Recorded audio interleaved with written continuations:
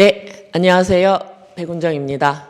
여러분들의 새로운 도전에 함께하게 돼서 일단 감사하고 또 여러분들의 새로운 도전을 응원합니다.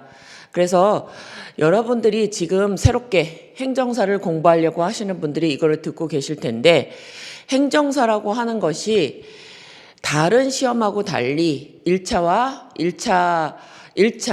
2차 두 과정이 사실은 생각보다는 여러분들이 시간적으로 1차는 3과목이고 2차는 4과목 뿐이어서 여러분들이 이제 동차도 가능하시기 때문에, 특히 동차를 하실 분들은 2차가 먼저 선행되어야 할 수도 있는 것이기 때문에 여러분들한테 도움이 될 수 있도록 전체적인 민법의 1년 동안의 커리와 함께 앞으로의 계획, 그리고 여러분들이 선택할 수 있는 여러 가지 기준들을 제공하기 위해서 마련된 강의입니다.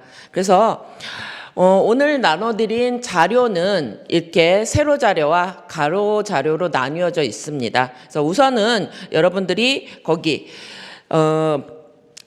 입문, 계약법, 입문 강의 자료라고 하는 것이 있으니까 그것부터 일단 펴 놓으시면, 거기 있죠. 첫째가 스타트. 이제는 시작을 해야 되고, 그런데 공부를 어떻게 해야 되느냐. 열심히도 해야 되고 여러 가지 요건이 있지만, 일단은 여러분들이 여러 가지 요건들이 우리가 관련하셔서 스마트하게 공부를 해야 된다. 많이가 아니라 정확한 목표를 가지시고 하셔야지 합격하는 길이 좀 더 수월해지고 합격의 가능성도 높아질 거다. 이런 의미에서 이제 저는 스마트 민법이라고 정의를 내렸고, 그래서 특히 이제 저희는 2차가 4과목으로 시험을 보셔야 되는데, 그 중에서도 민법, 계약법과 관련된 그 입문 자료를 나눠드린 것입니다. 그래서 근데 현재 사항이 여러분들이 말씀드린 것처럼 행정사라고 하는 것은 다른 자격증들이 요새 되게 많이 출원인들이 늘었죠. 그 중에서도 저희 행정사 시험이라고 하는 것이 여러 사람들한테 일단은 접근하기 쉽다고 생각하면서 많은 사람이 지금 출연을 하고 있다는 얘기예요. 그래서 실질적으로 응시율도 중요하지만 일단 출연인이 늘고 있다는 얘기는 관심이 많아지고 있는 거고, 그러면 응시자도 많아지는 거고, 그래서 여러분들이 사항이 몇 년 전보다는 그렇게 좋지는 않다 하는 거를 일단은 인식을 하고 도전을 하셔야 된다는 부분이죠. 그래서 현실적 사항부터 이미 여러분 알고 계시겠지만, 거기 자료 보시면 2017년부터 2024년까지 행정사 시험 통계 자료를 일단 한번 봐볼게요. 그러면 거기 첫째 보시는 것처럼 응시 인원이 거의 어떻게 됐죠? 응시 인원 자체도, 그 출원인 자체도 2017년 정도에서는 2,500명 정도, 600명 정도였는데 지금 올해는 7,500명이 출연하고, 그리고 그 응시율도 점점 높아지고 있어요. 그래서 거의 6,000명 가까이 응시를 한 거죠. 그런데 거기서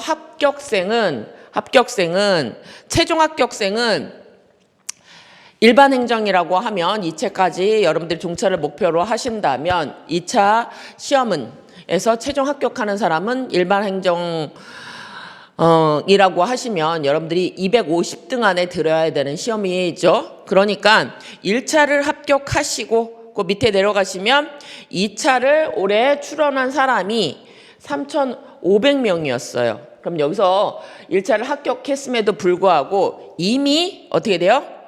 2차 시험 보기를 포기한 사람도 많은 거죠.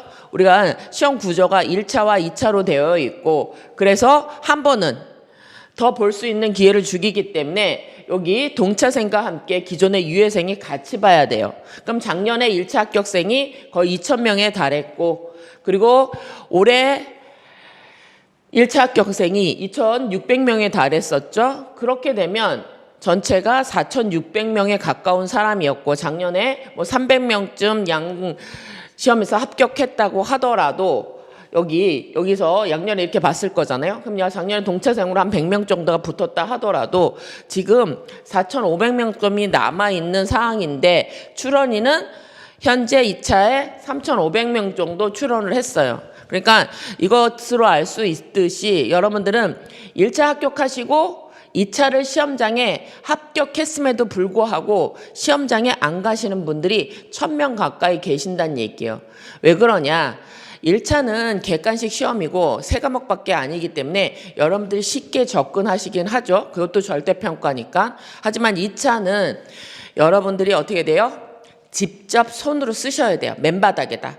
그러니까 공부를 하고 계시다가도 막상 2차는 써야 된다 생각하시면 자기가 쓰는 것이 연습이 안 된 분들은 일단 답안 작성하시기가 어려우신 경우도 있고 답안 작성을 해보셨다고 하더라도 그 점수로는 내가 시험에 합격하지 못할 것 같다 해서 좀 미리 포기하시는 분들, 원서도 내지 않은 분들이 이렇게 많다는 얘기죠. 그리고 원서를 내지 않으시고 또 한 분들도 있지만 또 응시를 하고 원서를 내서 응시하시는 분들, 그러니까 뭐죠? 원서를 내고도 또 다시 시험장에는 안 가시는 분이 발생할 거란 말이에요. 그래서 어쨌든 전체적인 시험 과정을 보시면 아무리 그렇다고 하더라도 올해는 시험이 이루어졌지만 아직 몇 명이 응시했는지는 발표가 안 돼서 우리가 알 수는 없지만 최근 어떻게 돼요? 응시율도 점점 높아지고 있어요. 작년 같은 경우에도 점점 높아지고 있기 때문에 3,000명 이상은 보셨다고 생각한다면 우리의 경쟁률이 어떻게 될 거냐? 작년에도 최종 합격률이 전부 합쳐서 300명 정도 됐었죠. 그래서 14.6%라고 합격률이라고 얘기하지만 응시 대비 비해서 올해는요. 더 합격률이 떨어질 거예요. 그래서 합격률은 어떻게 돼요? 예전에는 2차 시험에 들어가면 둘 중에 하나는 붙는 시험이었단 말이에요. 근데 점점 되면서 급격히 경쟁률이 높아지면서 올해는 예상하기에 응시 인원 시험장에 들어간 사람 대비해서도 한 10대 1 정도는 되지 않을까, 10% 정도밖에 안 되지 않을까 예상하고 있습니다. 그래서 여러분들이 어차피 행정고시에 합격하시려고 하면 1차와만 붙어서는 안 되고 2차까지 합격하셔야지 최종 합격이 되는 거고, 그래서 2차를 하셔야지 시험 과정이 끝나시게 될 건데, 그러기 위해서는 지금 보신 대로 2차와 관련해서 합격률이 예전처럼 같지는 않다는 거예요. 2명이 1명벌 붙는 게 아니라 이제는 10% 안에 들으셔야 돼요. 근데 10%도 중요한 게 아니죠. 내가 일반 행정을 보시면 저 학생 중에서 250등 안에는 들어야 된다는 얘기예요. 그래서 분명히 시간적으로는 지금부터 1년 동안 여러분들이 동차를 하시던 계약법만 기득권으로 공부하시던 합격할 수 있는 시간은 충분합니다. 근데 그동안 어떻게 공부하느냐에 따라서는 합격할 수도 있고 없는 과정이 되게 중요하게 됐다는 얘기예요. 그냥 대충 공부해서는 공부를 제대로 하지 않으면 합격하기가 어려워진 현재 상황이란 얘기죠. 그리고 이게 이제 현재 일단은 외부적 상황으로 보면 2차는 어쨌든 어떻게 돼요? 1차는 절대평가여서 일정하게 내가 60점 이상만 얻으면 합격할 수 있지만 2차의 경우에는 여러 가지 변수가 작용할 거라는 거예요. 상대평가이기 때문에 내가 앞에서 250등 안에 들어야 되는 것, 그러니까 나의 경쟁자들이 많아지면 치열해지는 것이고, 두 번째 이제 논의가 되는 것 중에 하나가 그렇게 원래는 2차도 60점 이상을 얻어야 되는 거죠. 그런데 60점을 맞기가 그렇게 쉽지 않아졌다는 얘기예요. 뭐죠? 학생들이 많아지고 이렇게 출원인들이 많아지고 수험생이 많아지면 뽑는 사람들 입장에서는 어떻게 돼요? 누가 되든지 상관없는데 이런 사람들을 빨리 채점할 때 거르기 위해서는 문제를 어렵게 낼 수밖에 없어요. 변별력을 둬야 되니까. 그래서 여러분들이 지금 외부적 여러 사항들이 우리가 공부를 대충 해서는 붙을 수 없다는 거예요. 항상 얘기하지만 합격하는 사람들, 자격증을 갖고 있는 사람들은 그만큼의 떨어진 사람들과 차이가 있어야 되기 때문에 공부도 여러분들이 하실 때 내가 합격하겠다고 마음을 먹었으면 정확하게 합격할 수 있는 양만큼을 채워야겠다고 생각하셔야지 주변에 있는 옆 사람을 기준으로 해서 공부를 하신다면 그건 중간밖에 안 되는 과정이기 때문에 합격과는 멀어질 수 있다는 얘기예요. 그래서 우리가 1년의 과정에 시간은 충분하지만 그 과정을 꾸준히 1년 동안 유지하시기 위해서는 마음의 무장이 어떻게 돼요? 일단 되셔야 된다는 거예요. 마음의 무장이 돼야 되는 거고, 그러기 위해서 여러 가지 그 외부 상황 등에서 우리가 정확하게 바른 길로 가서 좀 더 빠른 시간 내에 합격할 수 있는 길이 뭐냐, 이걸 이제 여러분들한테 제시하고 싶은 거죠. 그래서 넘어가셔서 우리가 이제 현재 사항은 그런데, 그렇다면 우리가 어떻게 계약법을 공부해서 합격할 수 있느냐, 이걸 이제 우리가 알고 싶은 거고, 이게 우리들의 목적이죠. 우리가 뭐 민법을 교양을 늘리자고 하는 게 아니라 우리는 나중에 행정사가 되기 위해서 일단은 시험에 붙어야 하는 과목 중에 1차 민법 청칙, 2차 계약법, 이 과정을 통과하셔야 되는 거고, 또 행정사로 업무를 하시는 일들은 여러분들이 돈을 받고 일반인들의 그 법률 관계, 법적인 사실 관계를 구체화해서 공적 기관한테, 이 사람한테 허가를 해줘야 된다 하는 그 권리 관계를 어떻게 돼요? 여러분들이 대행해서 그 관계를 써줄 수 있으셔야 하기 때문에 그런 논리적 사고관계를 공부하시는 경우가 민법에서 이루어지는 거기 때문에, 또한 합격한 이후에도 여러 가지 여러분들이 남들과 차이 나는 서류 작성을 하시기 위해서는 민법에 대한 지식이 있으셔야지 좋은 사실관계와 관련해서 남들과 구별되는 차별화를 이루고, 그래서 수임도 잘 하실 수 있는 기본이 되는 과정이기도 합니다.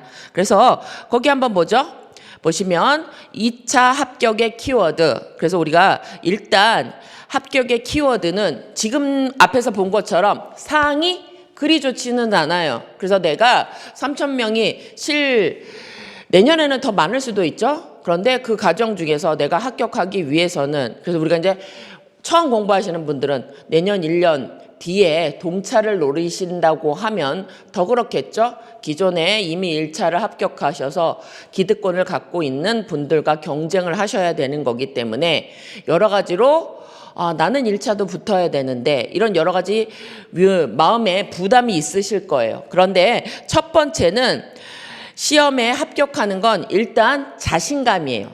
어떠한 사정에도 불구하고 나는 합격할 수 있다예요.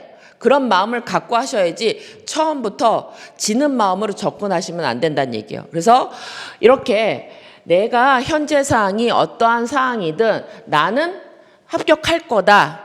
그런데 우리가 이런 마음을 갖는 게요, 공부는 하나도 안 하고 합격한다는 마음만 갖고서는 합격이 되는 게 아닐 거잖아요.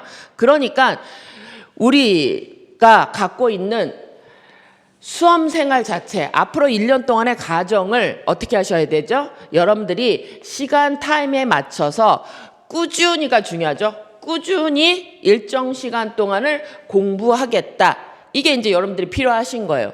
그래서 최근에 제가 뭐 공부 방법론, 특히 40대 이상 분들이 다른 일을 하거나 하면서 자격증이나 이런 걸 따기 위해서는 시간적인 시간 일정 전업으로 공부하시는 분들도 있겠지만, 그렇지 않고 직장에 다니시면서 주말에 강의 들으시고, 그리고 그 이후 시간에서 공부를 하시는 분들도 최소한의 일정한 시간만큼, 하루에 뭐 1시간, 2시간, 3시간 이렇게 정해 주시면 꾸준히 하신다면 그게 쌓이게 될 거란 말이에요. 근데 사람들이 뭐 하루는 24시간 공부하고 그 다음에 일주일 동안 공부 안 하고 이렇게 하는 것보다는 머리에 암기가 된 것이 빠져나가지 않기 위해서는 꾸준히 하시는 게 필요하단 말이에요. 그래서 이렇게 꾸준히 할 수 있는 방법들이 여러 개 요새는 준비되어 있는 것들이 많잖아요. 그 대표적인 게 이제 학원을 이용하시는 것들도 있고, 요새는 무슨 어플들 같은 거 갖고 같이 공부하시는 분들도 있고, 실시간으로 라이브로 서로 하는 것도 있고, 뭐 스타디도 하시고 여러 가지 방법이 있을 거잖아요. 그런데 이런 것들 일단 이렇게 꾸준히 할 수 있는 체계를 만들어야 된다. 그러면 본인에 맞게 뭐 실강을 들으시는 분들도 있고 인강을 들으시는 분들도 있고, 이미 공부를 해보셨던 분들은 시간적 이런 여유가 안 된다고 하면 뭐 어플을 이용해서 여러 사람들과 같이 하시던지, 아니면 가까이 지내는 사람들이나 서로 도움을 받으면서 스타디를 하시던지, 어쨌든 구조를 갖고선 꾸준히 공부를 하셔야 된다는 거예요.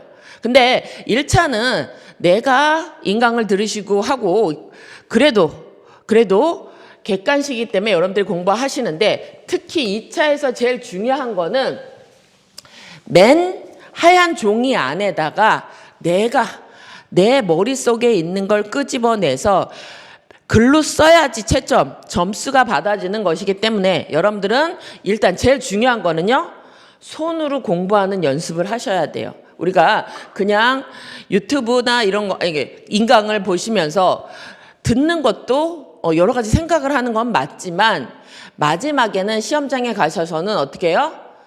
우리가 1차는 OMR로 뚝뚝 찍고 나오잖아요. 하지만 2차는 내가 정확하게 답안 작성을 하셔야 되기 때문에, 그 답안 작성을 한다는 얘기는 답을 알고 있다고 하더라도 어떤 형식으로 여러분들이 서술을 하셨냐에 따라서 배점의 차이가 날 수도 있는 거고, 그리고 어차피 사람이 하는 일이기 때문에 채점자의 주관이 개입될 수밖에 없어요. 그래서 우리가 농담처럼 얘기하지만 주관식은 문제도 주관적이고 답도 주관적이라고 얘기하는 거는 동일하게 사람들이 채점할 수는 없을 수도 있다는 얘기예요. 그러니까 우리가 채점자의 기준에 맞게 서술하는 방식과 그리고 글씨체 아니면 목차 구성 이런 걸 어떻게 현출하느냐에 따라서도 내가 답을 알고 있고 많은 생각을 갖고 있고 그 답에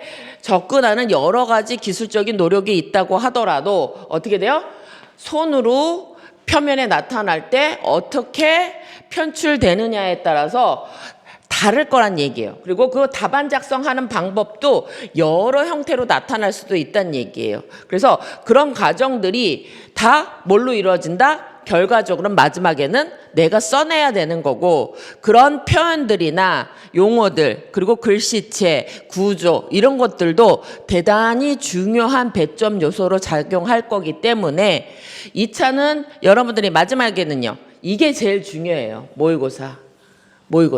그래서 모의고사는 여러분들한테 제일 중요한 게 써봐야 된다는 얘기예요. 쓰는 거예요. 쓰는 거. 그래서 아무리 공부를 많이 하시고 기본 강의, 심화 강의 열심히 들으셨다고 하더라도 예년대에서 계속 보았던 것처럼 합격하시는 분은 뭐죠? 마지막까지 손목 아프도록 점수가 중요하지 않고 끝까지 써내신 분들은 합격할 수 있는 기본은 갖추고 되는 거예요. 근데 이거를 자꾸 미루시다 보면 나중에 시험장 갈 때는 못 쓰시는 분들이 많이 만들어질 거란 말이에요. 그래서 머릿속에서는 내용은 맴돌지만 쓰는 작성을 안 하면 여러분들이 되게 힘들어지게 되시는 거죠. 그래서 공부를 처음에 시작할 때부터, 우리가 이제 인문 강의잖아요. 인문 강의부터 마지막 모의고사 볼 때까지 내가 알게 되는 조문이나 단어들을요, 계속 손으로 쓰는 연습을 하셔야지 어느 날 갑자기 잘 써지지 않아요. 그래서 우리가 기본 강의, 시반 강의 들으면 당연히 그 다음에서는 잘 써지겠지라고 생각하신다면 그건 절대 오산이에요. 기본이나 심화 과정에서도 내가 결국엔 2차는 써야 된다고 생각하시고, 개념 하나 외우실 때, 조문 하나 외우실 때도 어떻게 돼요?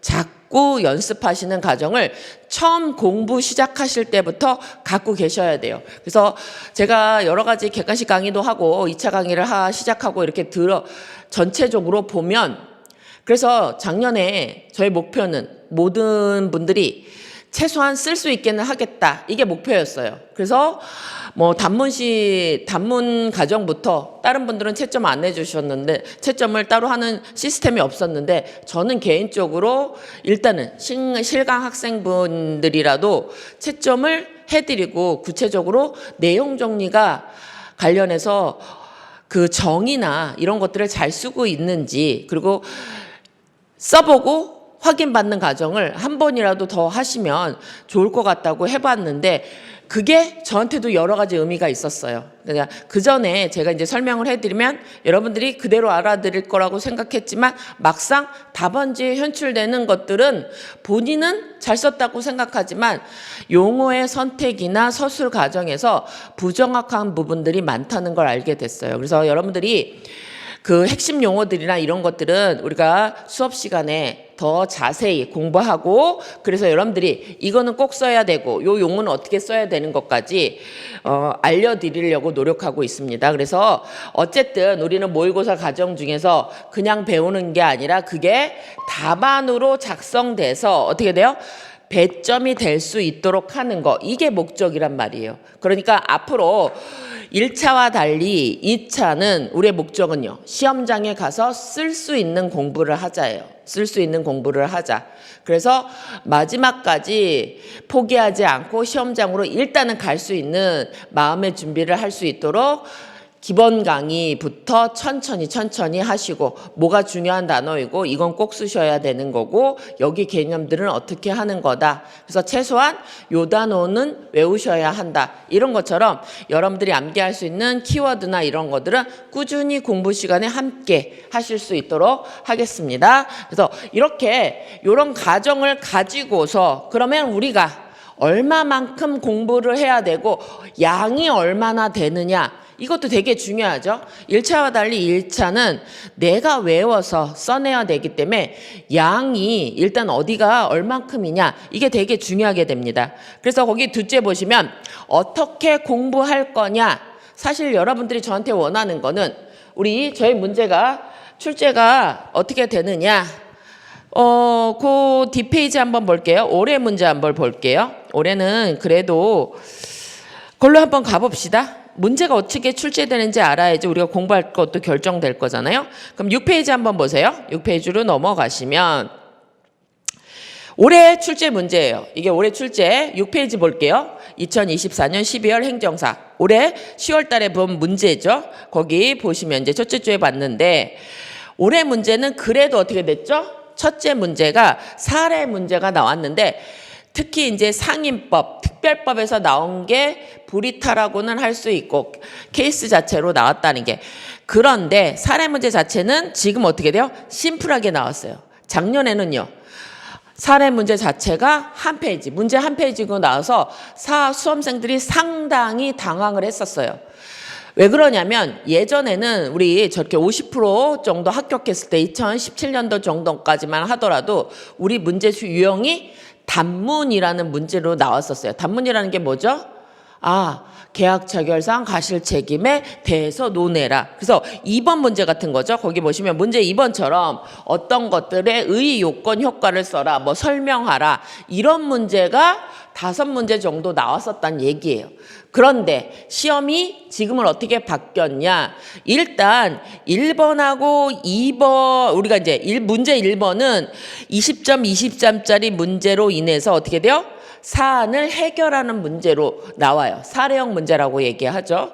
그래서 이런 문제가 올해는 그래도 좀 심플하게 나왔지만 2023년도는 변호사 시험 우리 변호사 시험 문제 있죠? 변호사 시험의 모의고사 문제랑 유사하게 출제됐단 말이에요. 그래서 어려워지기 시작한 거는 2019년, 요부터 어렵게 되기 시작했어요. 그런데 2022년, 2023년도에 와서는 문제가 한바닥이 나왔어요. 거기다가 조문 해석하는 문제까지 나와가지고 작년 같은 경우에는 민법 가락률이 거의 50%에 가까워지게 됐단 말이에요.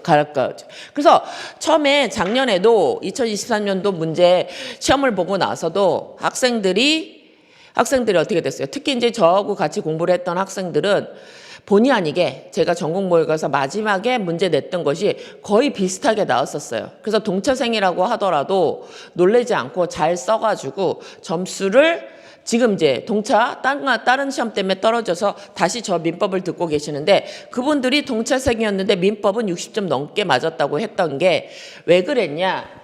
1번 사례 문제들이 우리는 이제 수업 시간에 이런 것들을 많이 연습을 해서 큰 문제들을 많이 연습했죠. 그래서 그 이미 알건 노제이고 길다고 하더라도 문제 풀 수 있다고 해서 풀어서 이 부분을 써냈기 때문에 동차생이라고 하더라도 자기가 원하는 점수 이상을 받을 수 있었던 거예요. 그래서 여러분들이 이제 공부를 하실 때 옛날처럼 자꾸 단문 암기만 하고 사례 문제를 안 풀려고 하시면 합격하고는 멀어질 수 있단 말이에요. 그래서 놀라지 마시고 처음부터 꾸준히 제대로만 암기를 하시고 단어 정확하게 확인하시고 전문 정확하게 확인하신다면 사례 문제도 우리가 하나씩 풀어나가면서 놀라지 않고 할 수 있는 과정이 그러면 점수를 받을 수 있다는 그런 과정이 있었단 말이에요. 그런데 그런 과정을 안 하는 분들은 일단 문제 자체가 어렵게 보인다, 읽지도 않은 분들이 되게 많았다는 얘기예요. 이렇게 나왔을 때. 그래서 여러분들이 지금 시험 문제가 특히 모든 우리 행정사 시험의 4과목을 2차를 보고 있지만 모든 시험이 동일한 유형으로 나오고 있지는 않다는 거예요. 특히 민법은 점점 1번 문제의 사례, 즉 40점짜리 문제가 어렵게 나오고 그런 다음에 뭐죠? 문제 해결을 구체적으로 하라고 나오고 있단 말이에요. 그래서 올해는 특히 어디에서도 나왔어요? 여기 상가임대차 보호법이라는 특별법에서 사례, 케이스 문제로 나왔단 말이에요. 그래서 올해는 마지막 모의고사 마지막 날 이제 여러분들 시험 보기 가져가기 마지막 날부터 제가 올해는 상위법은 나올 거다. 라고 계속 강조드렸고 마지막에도 상위법은 공부해야 된다고 말씀드리긴 했지만 이렇게 1번으로 사례 문제가 나오기는 예상하지 못했었어요. 하지만 그래서 지금 보시는 것처럼 우리가 기존에 갖고 있던 예전에 그러니까 아까 2017년이나 2000년도 전에 주위에서 공부하셨던 분들은 민법 그까 있고 그냥 암기하면 된다고 하시는 분들도 많을지 모르나 현재 상태는 절대 그렇지 않아요. 그러니까 여러분들이 민청 공부하시고 계약법 공부하실 때는 그냥 단문의 문제가 아니라 그거를 구체적으로 적용해서 사안을 해결해서 누구한테 권리가 있는지 없는지 결론을 내야 된다는 얘기예요. 그래서 단순히 쉽게 접근하려고 하시면 합격할 거는 하고는 멀어질 수 있기 때문에 처음부터 얘기한 것처럼 합격하는 사람은 3,000명 이상 중에 250명이에요. 그러면 그 250등 안에 들기 위해서는 우리가 합격하는 공부를 해야 된단 말이에요. 교양을 쌓으려고 공부하는 거 아니잖아요. 남들만큼 공부해서는 무조건 떨어지는 쪽으로 가시는 거기 때문에 이런 과정들을 내가 충실하게 진행해서 합격하겠다라고 마음을 먹으셨으면 이런 문제가 나왔을 때 나는 해결하겠다 하는 마음이 있어야지 사례 문제 그거 대충 넘기고 나는 쓰겠다. 올해 문제를 보면 알 수 있어요. 그래서 계약 체결상에 가실 책임 같이 이런 문제는 우리가 공부를 하면 여러분들이 암기할 대로 쓰시게 되지만 우리가 예전에는 이게 준사례 문제라고 했는데 예전에는 저렇게 이렇게 무슨 설명을 해라 이렇게 나오지는 않았다 하더라고. 이렇게 3번, 4번 20점짜리 문제가 어떻게 나왔었죠? 이렇게 케이스 비슷하게 두고 타인 권리 매매에 대해서 말해보라 이렇게 얘기했단 말이에요. 그래서 거의 준세라고 하더라도 단문처럼 논점을 주기 때문에 누구나 그것을 논점을 찾아내서 쓸 수 있었어요. 근데 올해 3번이나 4번 문제는 이거 뭐죠? 의리가백에 주장할 수 있는 걸 설명해라. 뭐죠? 요 안에 있는 사안을 가지고 이 안에서 논점이 뭔지 이거를 찾아내야지 을과 병이 어떤 여러 가지 법률 관계 중에서 무슨 권리가 있는지를 구체적으로 나눠서 쓸 수 있게 문제가 나오고 있단 말이에요. 그래서 사실은 단문으로 나오는 거는 2번 그런 거 그러니까 100점 문제에서 20점짜리 문제 하나 정도가 단문으로 나오고 사실은 3번이나 4번도 현재는 어떻게 돼요? 사례 문제로 나오고 있다는 거예요. 그걸 모르면 지금 여기에서 뭘 물어보고 있는지 답을 못하고 구체적으로 물어보는 거에 대해서 문제를 풀지 못한단 말이에요. 그래서 이것도 조합 문제이긴 한데 예전에 2회 때 기출문제, 기출 논점이었지만 사람들이 어떻게 돼요? 구체적으로 공사비 채권을 취득한 조합원들은 채무에 대해서 어떤 책임을 지느냐. 그럼 사안 해석이라고 하면요. 구체적으로 요거 취득한 채권과 이들 관계를 서술해 줘야 되는데 그냥 조합이구나. 그냥 내가 알고 있는 단문 쓰고 그렇다 쓰시면요.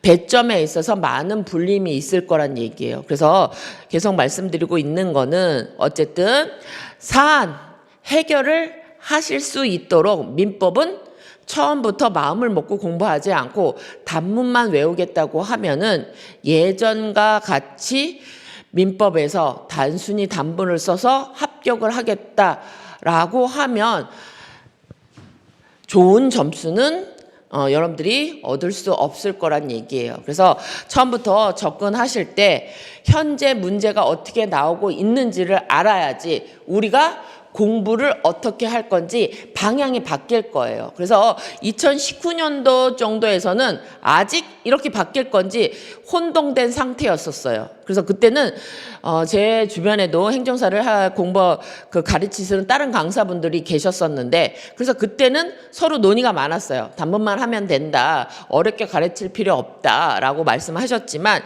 현재 상태는 이미 어떻게 돼요? 이렇게 나오고 있어요. 출제되고 있어요. 그리고 어디까지? 특별법까지 사례화돼서 문제가 되고 있기 때문에 우리가 합격을 하시겠다고 생각을 하시면 단문에 대한 것들을 필수적 암기사항만 딱 정리하시고 나머지는요. 그걸 기초로 해서 사안을 해결할 수 있도록 자꾸 생각을 하시고 그래서 구체적으로 갑한테 을한테 어떤 권리가 있고 어떻게 해야 되는지 결론까지 쓰시려고 마음을 먹으셔야 돼요. 근데 제가 채점을 해보면 기존에 공부하신 분들은 뭐라는 거죠? 이렇게 있으면 자기가 외운 거를 그냥 쓰고 사안은 해결 안 하지 않는 분들이 되게 많단 말이에요. 그렇게 되면요. 자기는 조합에 관해서 썼다고 하지만 배점은요. 그렇게 안 나올 수도 있어요. 그래서 작년에도 시험 끝나고 나서 올해도 마찬가지죠. 끝나고 나서 민법이 쉬었다. 왜요? 논점은 기출 논점이었어요. 하지만 케이스 문제와 관련해서 여러분들이 정확하게 서술을 못했기 때문에 까락이 많이 나왔던 거죠. 그래서 공부를 어떻게 할 거냐는 뭐죠? 문제가 어떻게 나오냐를 가지고 우리가 어떻게 얼마의 양을 공부할지가 결정될 거란 얘기예요. 그래서 우리가 앞으로 넘어가셔서 지금 우리가 보고 있는 게 그 과정이죠. 2번 어떻게 공부할 거냐. 그랬을 때 일단은 문제는 어떻게 나온다? 벌써 우리는 기출문제가 올해 12회를 봤죠. 그래서 12회 정도 됐기 때문에 웬만한 기출 논점은 출제가 되었기 때문에 일단 여러분들은 뭐부터 하셔야 돼요? 우리는 모든 시험은 기출 문제가 이미 나온 이미 여러 가지 민법을 보는 시험들이 많죠. 지금 보시는 거 변호사 시험도 있고 행정고시 여러 법률 특별 사무를 하시는 분들이 되게 많을 거예요. 거기서 시험 보는 거랑 행정사에서 시험 보는 것이 일단 범위도 다를 뿐만 아니라 원하는 법의 양도 다를 거고 원하는 법적 적용의 사이즈도 다를 거예요. 그러니까 그 나오는 문제들도 서로 다를 거란 말이에요. 그러니까 여러분들이 여러 가지 민법 문제가 있다 하더라도 일단 공부를 하셔야 될 거는 행정사 기출 문제예요. 그리고 우리가 뒤에서 살펴보겠지만 현재 나오고 있는 것도 이미 12회 정도로 5문제씩 나왔죠? 그래서 기본적인 논점 12회라고 해서 5개 논점씩만 보더라고 하더라도 어떻게 돼요? 이미 60개 이상의 논점들이 출제가 됐을 거잖아요. 근데 반복되는 것도 있기도 하겠지만 그러니까 그 정도만 여러분들이 일단 알고 계셔도 중요한 논점들은 다 나오고 있기 때문에 반복되기 때문에 옆에다가 항상 이걸 두셔야 돼요. 올해도 기출 논점이었어요. 다.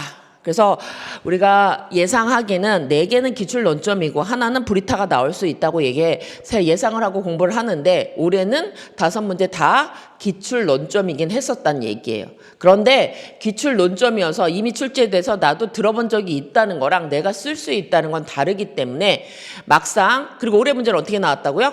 기존의 기출 논점들은 단문으로 나온 게 많았는데 지금 보시는 것처럼 해가 바뀔수록 사례화가 더 되어 있기 때문에 여러분들이 그에 대한 사례로 분석까지 끝날 수 있어서 내가 답안을 쓸 수 있는지까지 가신 분들하고는 차이가 있을 거예요. 어쨌든 공부의 범위는 지금 본 것처럼 행정사, 기술, 논점을 옆에 두고 다니시면 이거 자체가 어떻게 돼요?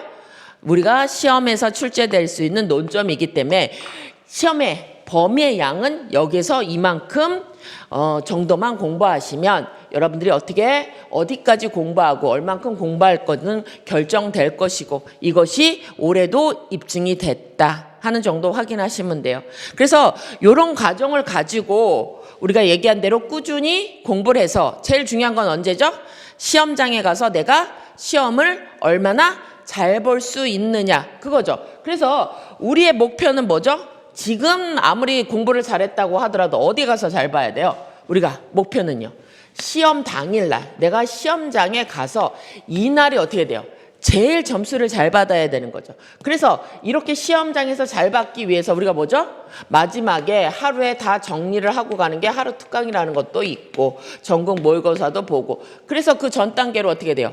이렇게 모든 전범위 과정을 보기 위해서 우리가 시험장에서 어떻게 돼요? 100점 문제를 봐야 되잖아요. 그러니까 이 100점짜리 5개 문제를 보기 위해서 우리가 실전 모의고사라고 하는 걸 봐서 100점짜리 연습을 해보고 이 100점짜리 연습을 쓰기 위해서 뭐죠? 우리가 진도별로 모의고사를 연습을 하는 거죠. 전범위 모의고사를 보기 위해서. 그래서 갑자기 못 쓰니까 단문 정리라고 해서 단문을 일단 정리해서 모의고사를 보시고 그 다음에 우리가 하는 게 단문을 쓰기 위해서는요. 내용이 뭐 어떤 건지 알아야 되죠. 그래서 심화 강의라고 하는 걸 듣는 거고 심화 강의는요. 이미 여러분들이 어떻게 돼요? 조문과 개념을 알고 계시고 그와 관련해서 문제가 나왔을 때 어떤 내용이 있는지 확인하는 과정이어서 심해 과정을 듣기 위해서 우리가 뭐죠? 기본 강의라는 걸 하고 있는 거죠. 그래서 우리는 인문특강이라고 하는 건요. 앞으로 이렇게 나올 이런 여러 단계에 대해서 지금 1년 동안 우리가 이렇게 쭉 과정을 갖춰서 합격 시험장에 갔을 때 제일 좋은 성적을 받을 수 있도록 커리가 만들어졌다는 얘기예요. 그러니까 여러분들이 아까 얘기한 대로 학원에서 정해진 일정을 쭉 따라오시면 그 어떻게 되죠? 시험장 가서 우리가 전범위에 대한 문제가 나왔을 때 문제를 예측해서 여러분들이 꼭 써야 될 것들은 이미 모의고사 단계에서 우리가 연습을 해보고 그다음에 어디 가세요? 시험장에 쓸 수 있게 된다면 좋은 점수를 받을 것이다. 이런 거죠. 그래서 여기 연간 커리큘럼 한번 보세요. 그래서 첫째, 오늘같이 입문 단계는 앞으로 전체적으로 어떻게 이루어질 건가.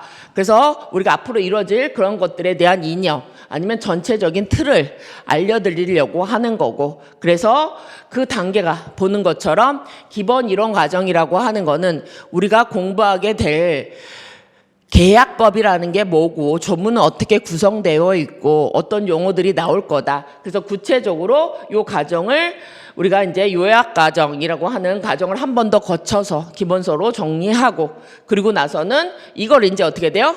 써보는 연습들이 계속 이어질 건데 처음에 갑자기 써볼 수가 없으니까 우리가 외웠던 개념이나 조문들과 관련된 그런 문제들에 대해서 써보는 단계죠. 그래서 우리가 기출에서 나올 수 있는 논점이나 개념들을 여기서 한번 단문으로 써보죠. 의, 요건, 효과들 써보는 거고 그걸 가지고 진도별로 사례에 적용해서 순서, 교과서 순서에 맞춰서 풀어보는 거고 실전 모의고사는 이런 전 문제는 어떻게 돼요? 전법위로 나올 거니까 100점짜리 문제로 해가지고 여기서 어떻게 돼요?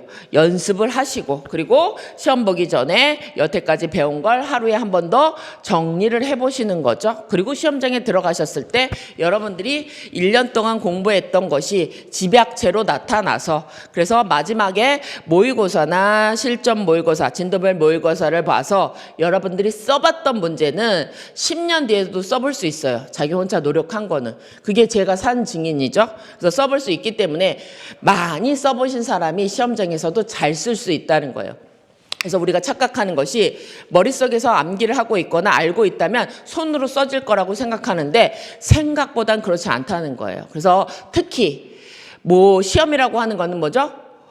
우리는 시험은 어떻게 돼요? 민법, 계약법과 절차법을 같이 봐요. 같이 봐요. 그쵸? 100분 안에 어떻게 돼요?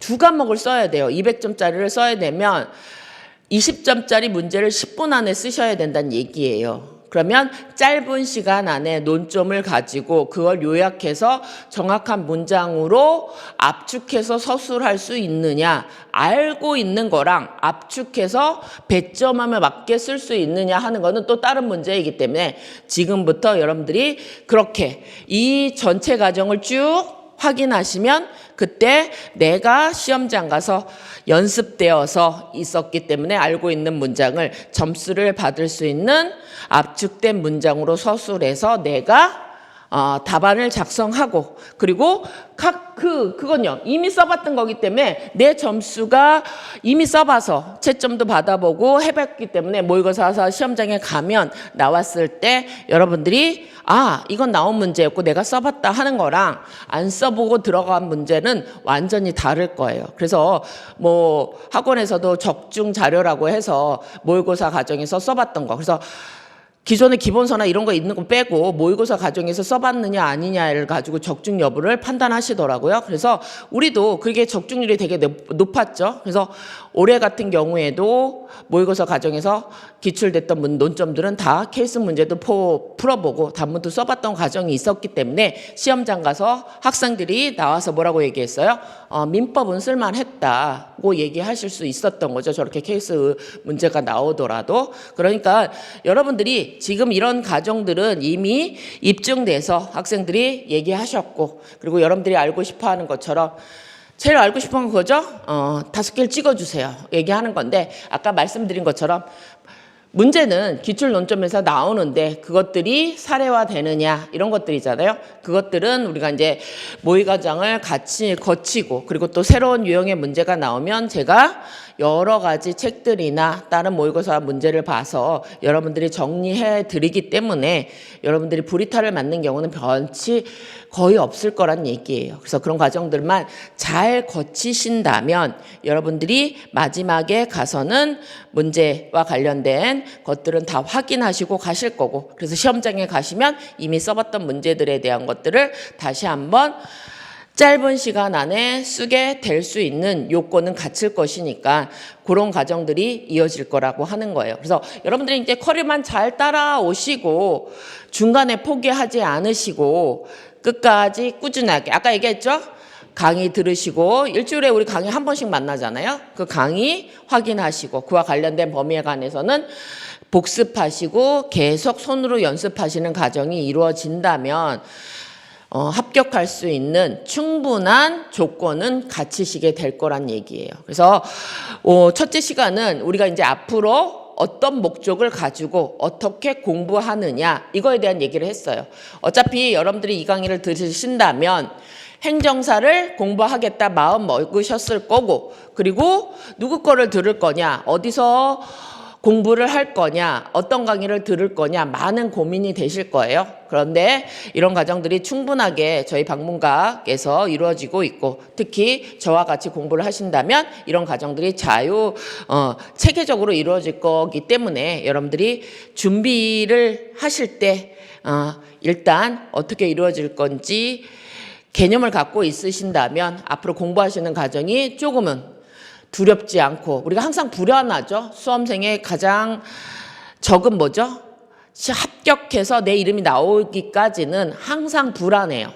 옆에 있는 애는 뭘 보나, 옆에 선생님의 강의를 듣는 애는 자기보다 잘하나, 이런 것들이 항상 불안한데 일단 선택을 하시면 최선의 노력을 해서 여러분들이 불안하지 않도록 만들어 드리고 그게 합격의 길로 가도록 할 수 있는 과정이다 하는 걸 첫 시간에는 강조 드리겠습니다. 그래서 잠시 쉬었다가 우리가 구체적으로 문제가 어떻게 출제되었느냐 이 부분부터 보도록 하겠습니다. 잠시 쉬도록 하겠습니다.